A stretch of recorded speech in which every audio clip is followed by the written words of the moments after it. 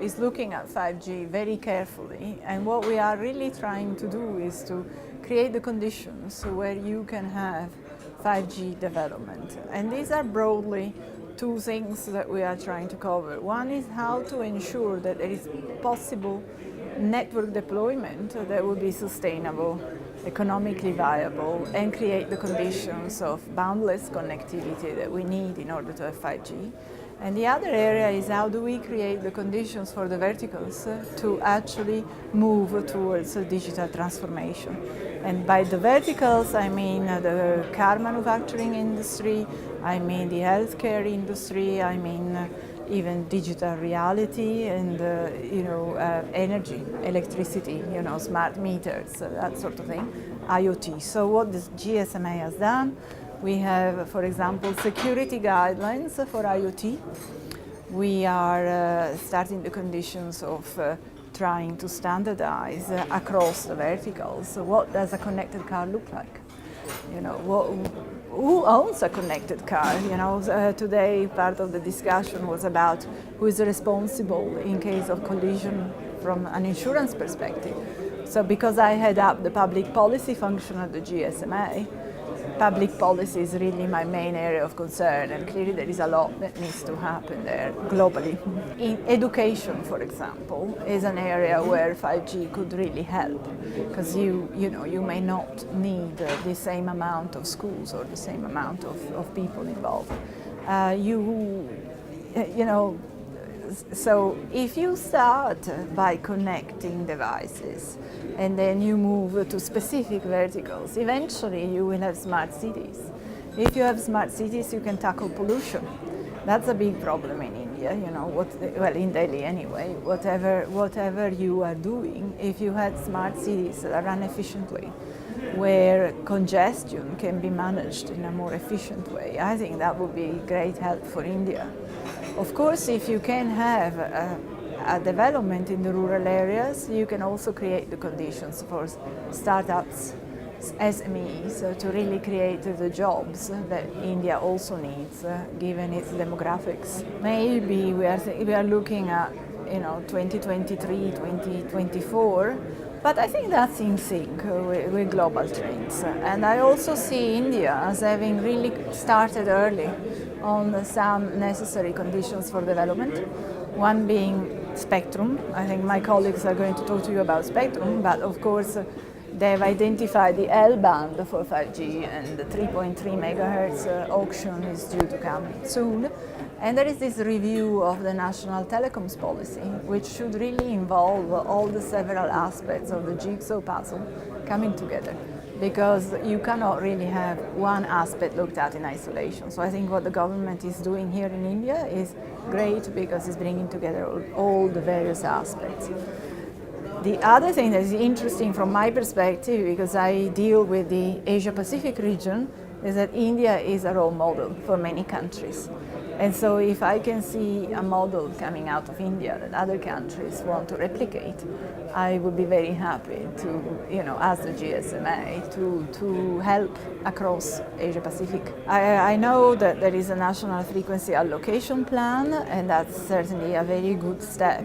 But if we could have a roadmap for the release of spectrum, it would be easier for the mobile operators also to plan ahead.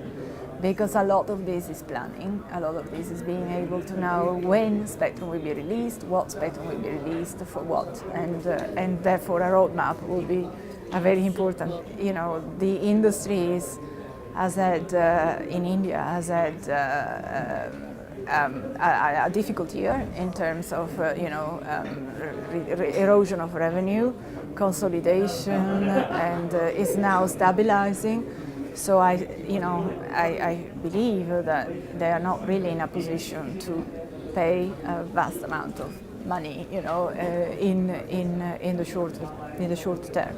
Having said that, as I say, it's just hear from my colleagues. In India, consolidation has been a good development for the sector.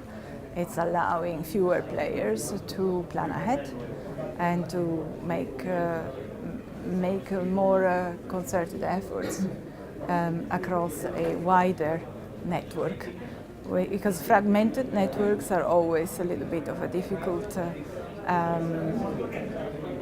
difficult proposition, especially when you are confronted with such gigantic projects like, bringing up the industry to 5G.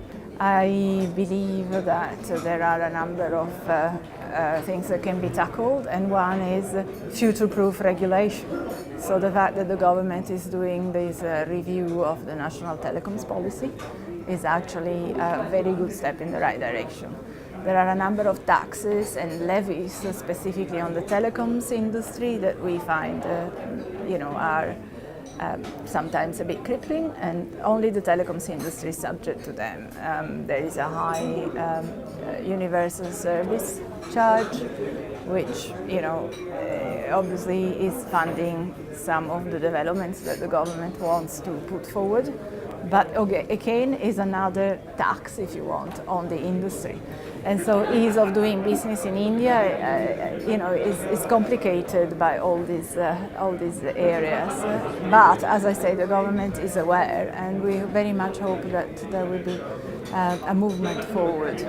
Well, we do believe that it would be important to create a more equal condition of competition, so that if there is a reason why the mobile operators should be subject to particular regulation, then other people that provide the same services should also be subject to that regulation.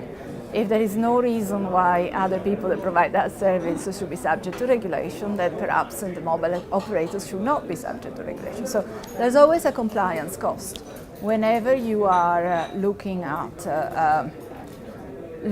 say, know your customer requirements, which are really much more stringent on the telecoms industry, or you are looking at, emergency services that are only really put on the telecoms industry. There is a compliance cost. So if other competitors are not subject to these particular requirements, they will not have to bear the compliance costs. And if these particular competitors are not subject to the telecoms levy, they will also find it easier to compete. So there are a number of areas that are brought about by the convergent nature of what we are witnessing that we definitely should be considering, and that would be good if they are looked at for the deployment of 5G and a better development of digital India, really, which is what we're all talking about here.